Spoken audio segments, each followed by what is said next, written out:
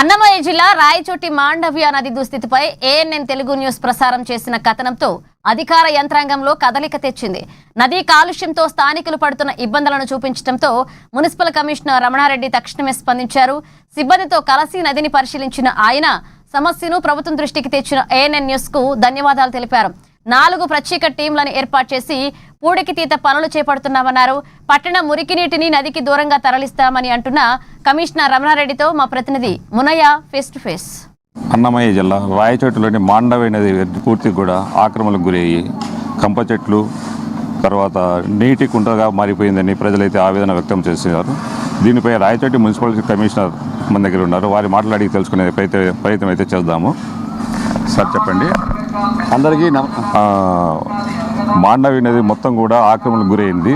తర్వాత ఇక్కడి నుంచి పట్టణంలో నుంచి వచ్చిన డ్రైనేజీ మొత్తం కూడా ఏట్లేక తాగడంతో కంప చెట్లు తర్వాత దుర్వాసన వెళ్తుందని ప్రజలైతే ఆరోపణ చేస్తున్నారు. దీనిపైన ఎలాంటి చర్యలు తీసుకుంటారు? అందరికీ నమస్కారము. ముఖ్యంగా మీ ఏఎన్ఎన్ ఛానల్ కూడా ఈ యొక్క సమస్యను నా దృష్టి తీసుకున్నది కూడా సంతోషము. ఈ మాండవి నది మేము ఏం చేసినామంటే యాక్చువల్గా ఒక సైడ్ వచ్చేసి సైడ్ కాలువ ఉంది. మాండవి నదిలోనే ఒక సబ్ కాలువ ఒకటి ఉంది. ఏది డ్రైనేజీ పోయేదానికి గతంలో చేసినారంట. అది ఇప్పుడు మళ్ళీ పూడికి ఏర్పడింది. అది ఎమ్మటే మేము ఇప్పుడే తీపించి మా జేసీబీ పెట్టి మేము తయారు చేస్తున్నామని చెప్తున్నాం. మొత్తం కూడా చాలా చోట్ల కూడా ఆక్రమణలు అంటే ఏటికి ఒక బఫర్ జోన్ అనేది ఒకటి ఉంటుంది.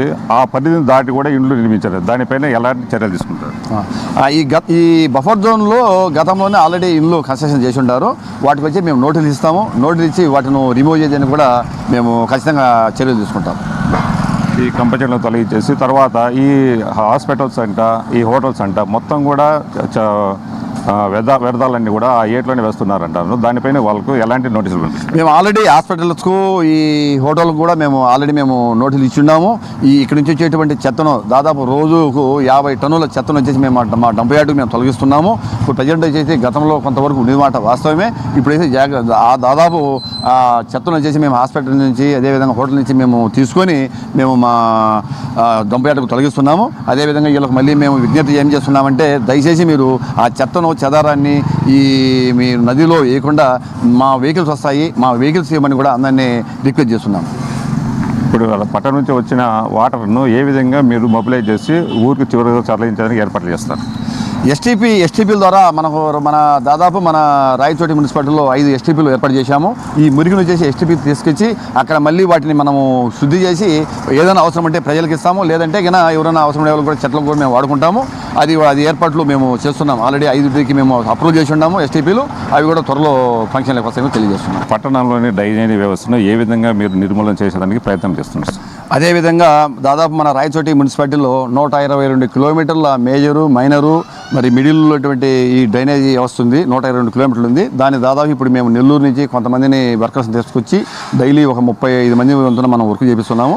దాదాపు సిటీ ఒక 70% వరకు క్లీన్ అయింది. మరి ఈరోజు మళ్ళీ ఏం చేస్తున్నామంటే ఈ సిటీని 4 జోన్లుగా వివరించుకున్నాం. 4 జోన్లు 1, 2, 3, 4 జోన్లు వివరించుకొని 4 ప్రాంతాలు దీన్ని విడగొట్టుకొని ఈ 4 ప్రాంతాలలో ఆ సచివాలయ పరిధిలో ఉండేటువంటి కొంతమంది వర్కర్స్ తీసుకొని వాళ్ళ ద్వారా కూడా మేము డైలీ ఆ ఏరియాలో ఆ సిల్టుని తీసేందుకు కూడా మేము ఆ కార్యక్రమం చేసుకున్నాం. ఇప్పుడు మీరు చూసేటువంటిది ఇది ఏ జోన్ బాబు? ఇది జోన్ ఎంత? 3వ జోను. ఇది 3వ జోన్లో వర్క్ జరుగుతుంది. ఇది మరి ఈ విధంగా మేము మొత్తం 1, 2, 3, 4 జోన్లు ఇదే వర్క్ జరుగుతుంది. అంత లెక్కలు కూడా ఈ విధంగా తీసి మేము దాదాపు ఈ రాబోయే వర్షాకాలం దృష్టిలో పెట్టుకొని దీన్ని తీపిస్తున్నాం.